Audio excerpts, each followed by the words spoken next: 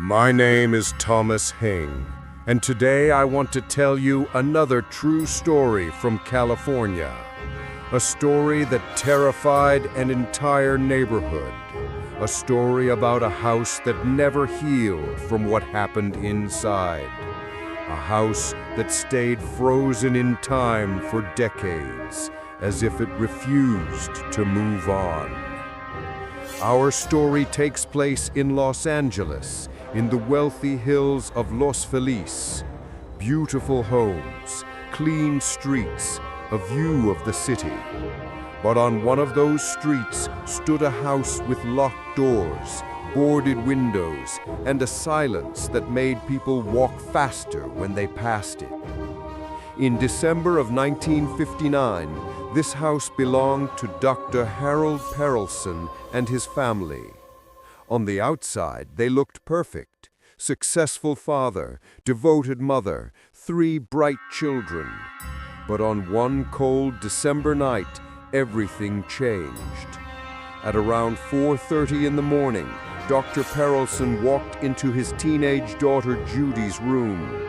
She woke up to a blow to the head from a ball-peen hammer. She screamed and ran out of the room, bleeding, terrified, begging for help. Her younger siblings were still asleep.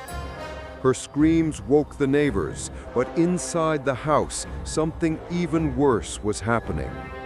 Dr. Perelson walked into the master bedroom where his wife Lillian was sleeping. Within moments, she was gone. No one knows exactly why the doctor snapped. Debt? Stress? A mental breakdown? No one ever figured it out. Judy managed to run outside and escape. The 2 younger children woke up and saw their father standing in the hallway, holding the hammer, his white shirt stained. But he didn't go after them. Instead, he told them in a calm and chilling voice, "Go back to bed. This is just a nightmare." They didn't listen. They ran. Minutes later, before the police arrived, Dr. Perelson quietly walked into his room, took a glass filled with powerful acid, drank it, and lay down on the bed. By the time officers entered the home, the house was silent. The nightmare had ended, but for the house, it had only begun. The family was gone, but here's the part that makes this story one of the strangest in California's history. No one ever lived in that house again. Not for 1 year, not for 10 years, not even for 50. The mansion remained untouched for decades. Through the windows, people could see furniture, old newspapers, toys, magazines.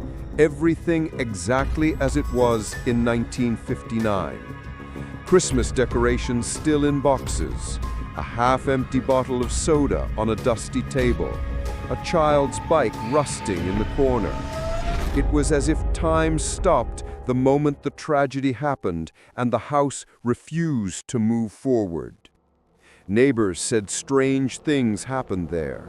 Flashlights inside the house when no one had a key. Shadows moving behind the curtains, cold air around the property even on hot California days. Some people swore they heard footsteps inside when they walked by at night. More than once someone tried to buy the house. They always backed out. Realtors said clients complained about a heavy feeling, like the house was watching them as they stood inside. Even after the mansion was finally sold many decades later, workers reported hearing whispering from empty rooms. Tools went missing. Doors they locked appeared open the next morning. One contractor quit on the spot when he saw a figure in the upstairs window. A figure standing perfectly still, watching him. Whether that figure was real or in his mind, no one knows. But the Los Feliz Murder Mansion remains one of the most haunting real places in California.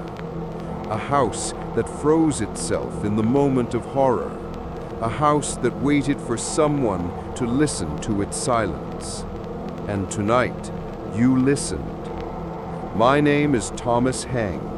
If you want more true dark stories, stay close. Some homes are never really empty.